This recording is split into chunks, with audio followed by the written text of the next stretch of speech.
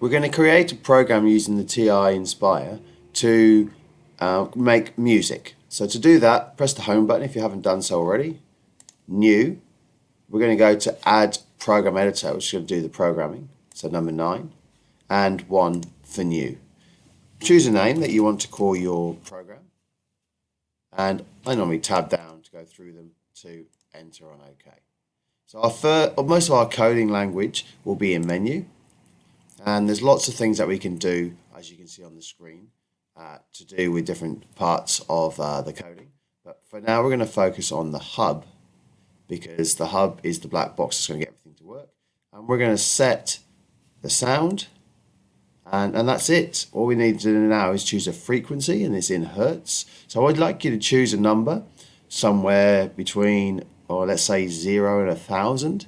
So choose a number in there, and just then play that music. To play it, you simply go Control R, and the music will play after you press Enter. To go back to the program, just press Control to the left, and you can change that frequency. We can also add some bit more time to it. So if you want to, you can add a space in here, down there next to Z, and it will play it so for a number of seconds. The default is 1 second, but if you wanted to play it for longer, then it will now play 450 Hertz for 3 seconds. So have a play with that, pause the video, and then I'll show you some more things that you can do.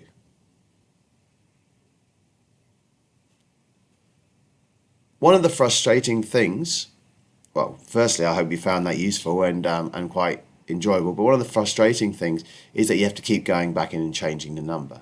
So what we're going to do is we're going to, rather than actually setting the sound by an actual number each time, we're actually going to get it to choose us a variable. So to do that, we go Menu, number 6 for input and output, and we're going to request. So what we're going to request is and we have to put this in speech marks because it's going to be some text, the frequency you would like to play. And then outside of that, we put a comma and then whatever variable we want for that frequency. I'm going to choose F.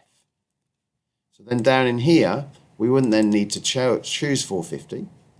We can actually therefore put F in there. But just one little thing, because it's a variable and the program needs to know it's a variable, then we need to go back into Hub and add the word eval, number 6, beforehand.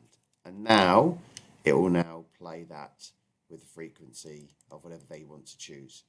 You can see that I've set time as 3, but I could do a second request line and then do a time as well. So we could do that. When we do Control R, not only does it run the program, but it also checks it for syntax. So is there an error? It will tell you. If not, we press Control R. And again, it will come up with this now, frequency you would like to play. So we can choose a number in here now. Tab down or enter. And there you go. It will play that frequency. So have a play with that. Again, pause the video, and I've got one more thing to mention. So hopefully you found that useful. But there is one other thing that we can also do, and that's to put it in a loop so we can start to play some more music. So to do that, and I'll do this in this context to show you how it can work, but to do a loop, and the easiest way is to highlight what you want to put around the loop. You can do that by doing Control arrow down. That will also do it. We're going to go into menu, and it's a Control number 4, and put a for loop around it. That's number 5. So you can see now what it's done. If you think about block leaf, that would be like a C shape. It's going to do it for a certain amount of time. So if we now, the syntax for that is any variable you want. I like to use I or N because it links to sort of Sigma notation that I would do with my senior students, and how many times that you want to repeat that. So let's say if I just choose 5 for now, Control R again. And when I run that, I can choose my first music that's going to play. It's going to run it again, so I can choose a different number. It's going to run it again, and it's going to choose a different number, etc. So hopefully you found that useful. Thanks for watching, and good luck. Enjoy.